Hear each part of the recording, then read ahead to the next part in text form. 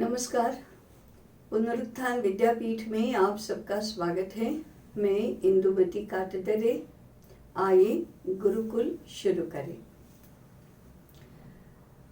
गुरुकुल में आचार्य जब अध्येता के नाते अध्ययन कर रहे हैं, तब उनके अध्ययन का प्रथम विषय अध्यात्म की समझ स्पष्ट करने का है, ऐसा प्रतिपादन हमने इससे पूर्व किया। अध्यात्म का नाम पढ़ते ही सब एकदम सावध हो जाते हैं। तब इस संसार से विरक्त हो जाएंगे, संसार से विमुख होने की बात है, संस्कार का त्याग करने की बात है, ऐसी कल्पना करते ही सब सावध हो जाते हैं। नहीं, ऐसी शिक्षा नहीं चाहिए हमको। इस संसार की, इस जगत की, व्यवहार की, भौतिक जगत की शिक्षा देना चाहिए, नहीं तो सब लोग ऐसे आध्यात्मिक कैसे बन जाएंगे, ऐसा प्रश्न सबके मन में उठता है। यह प्रश्न उठने का कारण ही अध्यात्म के विषय में हमारी समझ स्पष्ट नहीं है, यह है। इसीलिए तो आचार्यों को अध्यात्म विषय में हृदय के स्तर पर हो सके तो हृदय के स्तर पर, और नहीं तो बौद्धिक स्तर पर तो इसकी समझ स्पष्ट करना है।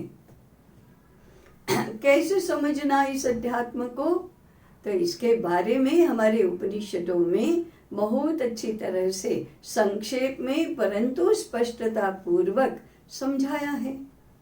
हम जिस जगत में रहते हैं, उस जगत का उद्गम कैसे हुआ, इस जगत का मूल क्या है, इस जगत का वास्तविक स्वरूप क्या है, इन प्रश्नों की चर्चा करते हुए ऋषि कहते हैं कि जिस जगत को हम जानते हैं, जिस सृष्टि में हम रह रहे हैं, वह सारी नहीं थी, तब भी एक तत्व था।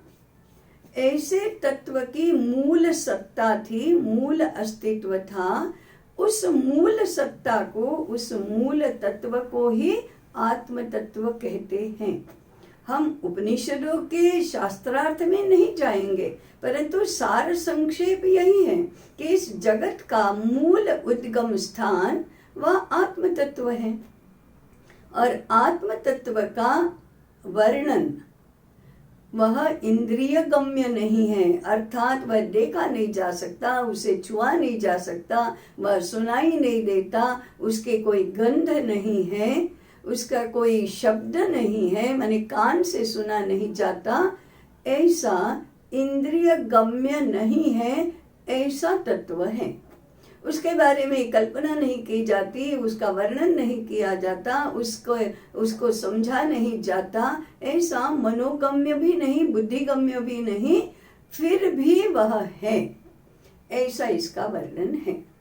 अब यह आत्म तत्व अगर बौद्धिक भाषा में कहे तो तत्व है, कंसेप्ट है, संकल्पना है।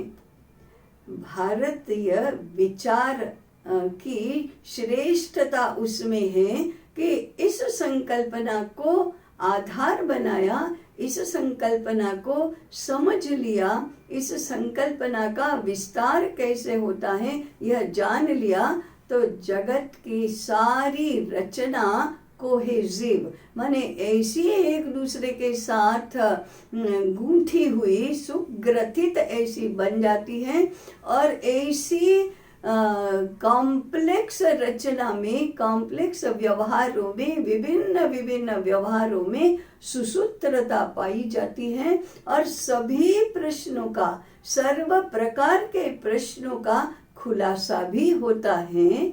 ऐसी यह आत्म तत्व की संकल्पना है।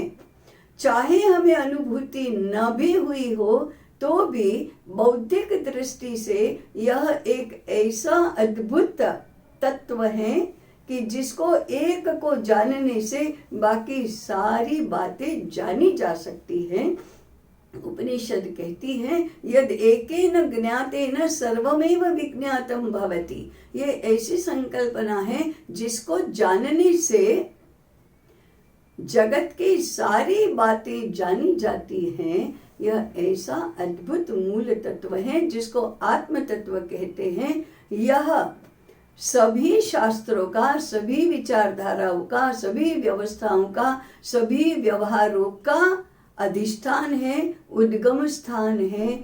इसलिए कहते हैं सर्वं खलु इदं ब्रह्म। इस आत्म तत्व को ब्रह्म कहा तो ये सारा जगत ब्रह्म ही है। इस प्रकार से हमने जगत को भी समझने का प्रयास किया है।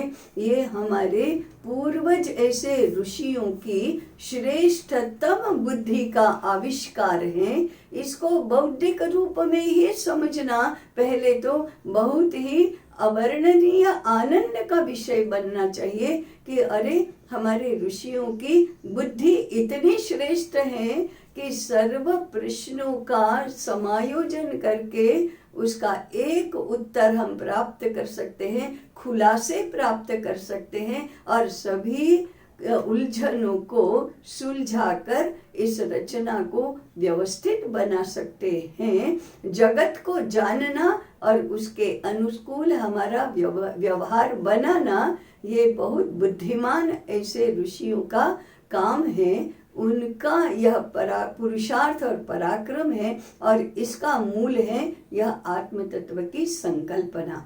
इसको जानना और लागू करना, इसको समझना सभी रचनाओं में यह अध्यात्म है। और इसलिए भारत इस अध्यात्म के अधिष्ठान पर अपनी सारी व्यवस्थाएं, रचनाएं बनाता है। इसलिए वह आध्यात्मिक राष्ट्र है।